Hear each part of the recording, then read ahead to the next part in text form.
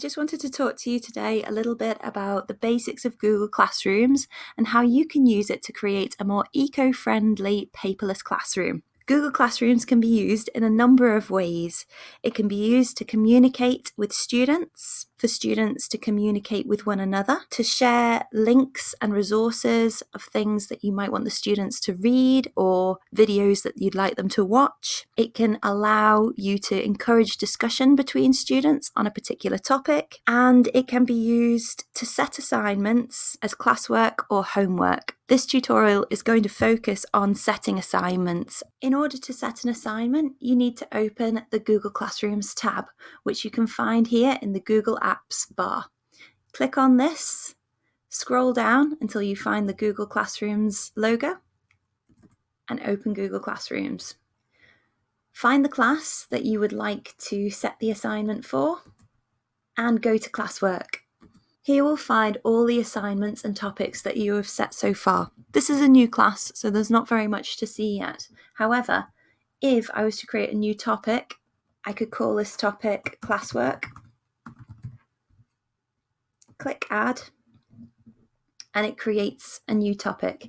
Inside this topic, I could put any relevant assignments, and it will help myself and the students to be more organised, and it will allow the students to find those assignments more easily. To create an assignment, I'm going to click Create. I'm going to go for Assignment, and this will open up the Assignment tab. I'm going to call this assignment Parts of the Sewing Machine. Here in the instructions area, I have written, please fill in the sewing machine worksheet. Here in the Add tab, I can select files from my Google Drive, I can create links to different web pages, I can add files from my computer, or I can add links to YouTube videos as well. Here I'm going to select a file from my Google Drive, and I'm going to type in sewing machine worksheet. It brings up a number of things, so I'm going to select sewing machine worksheet on slides, and it has attached the worksheet which I made in a previous video. If you'd like to see that, I will put the link to that below. Students can view the file at the moment, but they can't edit it, so that wouldn't be very good for what we want to do here. We want to allow each student to have their own copy. If I was to select this, students can edit the file, but every student in your class that you assign this to will receive the same single document. And so, after one student has filled it in, every other student will see what has been done.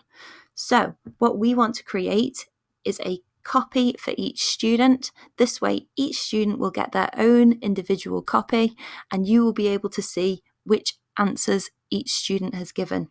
It basically creates a separate worksheet for every student in your class.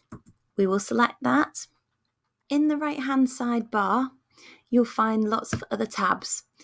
You could set this task for several classes if you would like to, but we're just going to go for the made-up class at the moment. You could also set the assignment for some students in your class, but not others. This would allow you to differentiate and produce slightly different worksheets for different students. So, if you click on there, you could remove some students from your selection and assign to certain students and not others. Here, you could select to have your task as ungraded, or you could have a point score for it. And here, you can set the due date. So, after the due date, students can no longer edit the file. So be careful, you need to allow your students time to complete your tasks.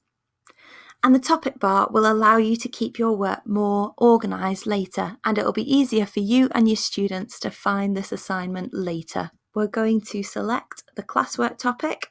It will appear in that topic later. The Rubric Bar is a new feature on Google Classrooms. You can use it to create different rubrics, different forms of marking for yourself. This will allow you to be a bit more flexible in your marking, and you can create your own rubric to suit your school's marking scheme. I will create another video tutorial on how to create your own rubric at a later date. To assign the task, at the top you have the option of assigning the task straight away, or you could schedule your task to be submitted at a later date. This is a really good feature if you want to plan ahead and you want to create some assignments in advance.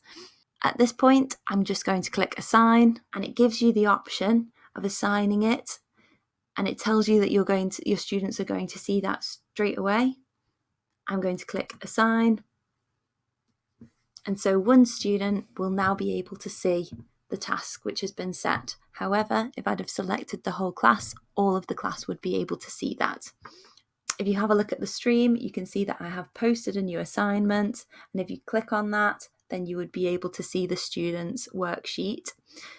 If you double click on it, you can see any changes that they make to the assignment as they work. And that's how you set an assignment.